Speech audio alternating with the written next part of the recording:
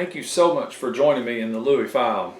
We are in the middle of a study, I guess you'd say, a series, I'm not sure, titled The World, the Flesh, and the Devil.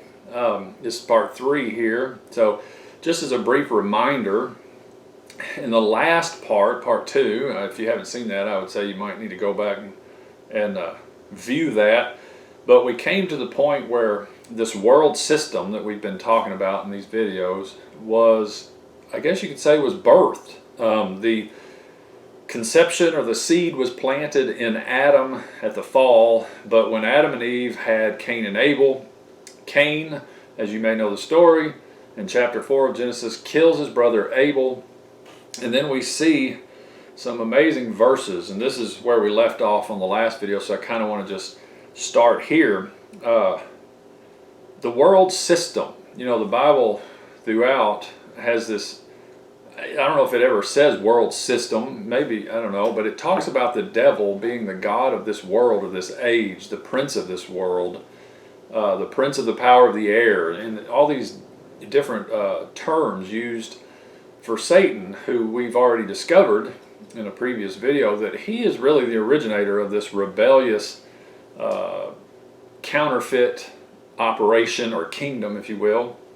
But then he brings man into it. God had given man dominion over the earth, and then this serpent figure comes along and promises Adam something that's really not totally true. And he says, well, if you participate with me, eat this fruit, you'll be like God. And what really happens is he puts himself in the place of God, is what it really boils down to. So this is why we see Cain here, after he kills Abel, he leaves the presence of the Lord, and he has to establish something on his own. Well, if you are very much aware of the scripture, and if you're a believer, you know that doesn't really work. That's why we have the world, the flesh, and the devil. These three things all operate like a unholy trinity in a sense. So today we're going to look at what really are the origins of this world system, and what does it really mean. And I was amazed when I saw this just right here in the beginning of Genesis, how clear it's shown to us, and how this is the beginnings. Genesis 4:16 says, "Then Cain went out from the presence of the Lord." There you go. He went out from the presence of the Lord, and he settled in the land of Nod, east of Eden. So this is our first clue.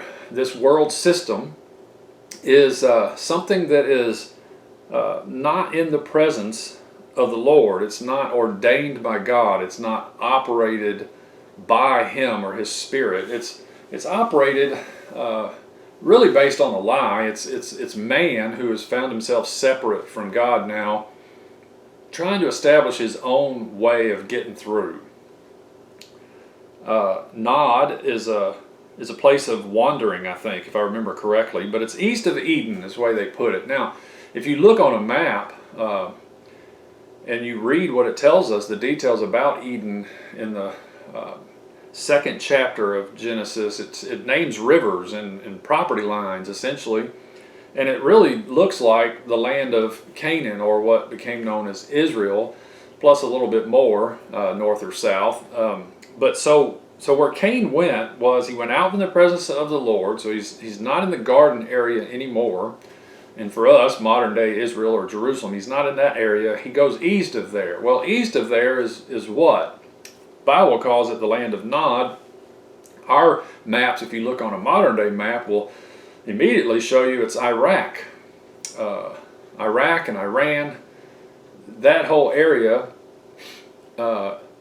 would be classified as Nod. And another interesting thing is the place we call Iraq, there's an ancient city called Babylon, and that's really going to play into this in a huge way as we move along in this story. That we'll see that Babylon comes to represent this world system throughout the scriptures, and it's outside of the Lord's presence. It's east of Eden. It's ran by deceived fallen man who thinks that he can be God. He thinks he can set up and establish his own name and do his own thing apart from God's presence. it doesn't turn out well, in case you don't know. So Genesis 4:17 says, Cain had relations with his wife, and she conceived and gave birth to Enoch, and he built a city. There it is. He builds a city. First time a city is mentioned in the scripture, because they lived in a country, rural, garden life before this. Man, I tell you, as you get older, you realize and appreciate how much better or how much nicer it is to be in a more natural state, in a more quiet, peaceful, slow-paced life. To me, a city, when I was younger, seemed fascinating in it. I was like, I want to move out of this small town. The lure of the lights and the hustle and the bustle and the progress and all of the things going on draws you in. Now, this is not to say that every what you might classify as of a city is everything about it is wrong or bad. Obviously, I hope you know that. But here we have this term city, and he built a city and called the name of the city Enoch after the name of his son. Now, verse 18, to Enoch was born Irad, and Irad became the father of Mehujael. I know I'm going to butcher these names, I apologize. And Mehujael, or Huyal, became the father of Methushal, and Methushal became the father of Lamech. Lamech took to himself 2 wives. The name of the one was Ada, and the name of the other Zillah. Ada gave birth to Jabal. He was the father of those who dwell in tents and have livestock. His brother's name was Jubal, or Ubal. He was the father of all those who play the lyre and pipe. As for Zillah, she also gave birth to Tubal-Cain, the forger of all implements of bronze and iron, and the sister of Tubal-Cain was Naamah. Wow. So let's just stop there for a second. So here we have it. This is it. Genesis 4:20. Genesis 4:20 tells us that Ada gave birth to Jabal, or Yabal. I'm not sure if the J is pronounced like a Y or a J, but he was the father of those who dwell in tents and have livestock. So he had, you could say he had provision. He had livestock. He had a food source. That's the first thing you need, right? You have to have a food source, or you're not going to make it. And then his brother, verse 21's name was Jubal, and he was the music guy. He played the lyre and the pipe. So we could classify this as not just music, but probably entertainment. The entertainment industry was birthed right here. So we have the food or grocery system. The very, very early beginnings of that, with this guy has livestock, and then we have the music industry, or the entertainment industry, might could encompass theater and all that, brought in by Jubal. And then verse 22, you have Zillah, and she gave birth to Tubal-Cain, and he was the forger of implements of bronze and iron. So he could build gates, he could build tools, he could build weapons. So we have 3 main elements of how to get along in this city. We have the provision, we have food provision, we have enjoyment or entertainment with the music industry, and we have the ability to secure things. We can build weapons and also obviously implements of farming and that kind of thing. Weapons, fortifications. So there you go. So Cain leaves the presence of the Lord. He goes out, he finds a wife, and he starts having children, and and these children have certain abilities they discover, and they're going to make it. They're going to push ahead, and it doesn't matter what comes our way. We have food, and we have protection, and we have a little bit of enjoyment and entertainment. Who needs this presence of the Lord? Well, the world system, if you've lived very long, you'll know that it comes up empty eventually. It comes up not really providing the things that you really want. You can never get enough, because you're built for the Lord's presence to be within you, and that's what you were created and designed for. So without that, without being one and being in His presence, then you're just going to find yourself operating as if you're independent of Him, which really just can't work. You're not designed to operate that way. So you will find yourself overeating. You will find yourself engaged in things that you will entertain yourself into numbness. And then you'll stockpile weapons and you'll be in fear, anxiety, trying to protect all your stuff. Is that not where we live? That's the world system. That's the world's mind and attitude. Apart from Christ, there is no real provision or enjoyment or security. He is our enjoyment. The joy of the Lord is our strength. He's our provider. The Lord is my shepherd, I shall not want. And I can dwell safely in Him, the Scripture teaches me. He's my keeper. He is the one who can keep me and make me stand holy and blameless in His presence with great joy.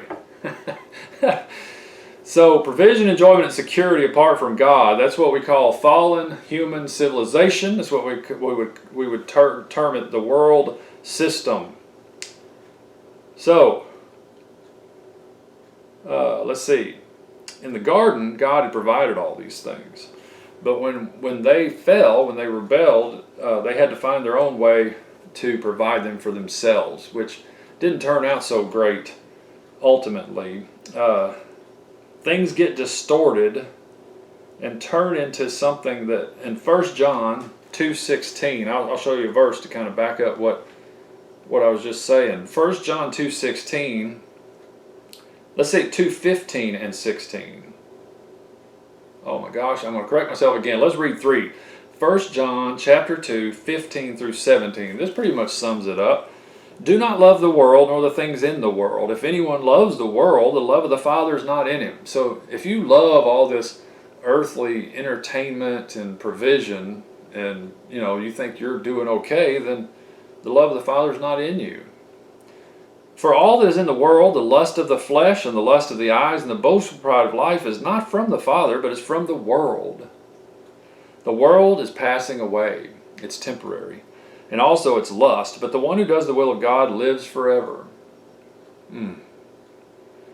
If you look back at the fall with Adam and Eve, you'll see that these three things were in play, and they stay in play. These are the things that we wrestle with even up to this day, if we attempt to live apart from the presence of the Lord and think we're independent and think we can be God and think the world system can really satisfy. It says all is in the world. This is 1 John 2:16. The lust of the flesh. Eve, it says in Genesis 3, saw that the fruit was good for food. And the lust of the eyes, she saw that it was good. And the boastful pride of life, and to making one wise. So it appears it's going to appear to satisfy something deep inside you that only the Lord can satisfy. It looks good, it smells right, it feels good, but ultimately it's hollow. And it ends in death. That's the world system.